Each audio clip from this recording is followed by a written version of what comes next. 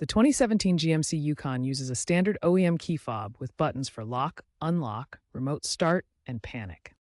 The key fob is powered by a CR2032 3-volt lithium coin cell battery.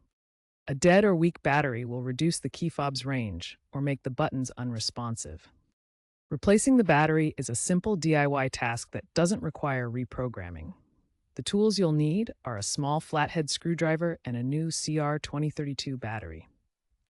Avoid using conductive tools to prevent damaging the circuit board. First, locate the small slot on the side or bottom of your key fob. Insert the flathead screwdriver or pry tool into this slot and gently twist to separate the two halves of the fob. Once open, carefully remove the old CR2032 battery. Note the orientation with the positive side up. Insert the new CR2032 battery in the same orientation. Align the two halves of the key fob and press them firmly together until they snap closed. Test the fob to ensure it's working correctly by pressing the lock-unlock buttons. If it's still not working, double-check the battery orientation and ensure the battery is new and fully charged.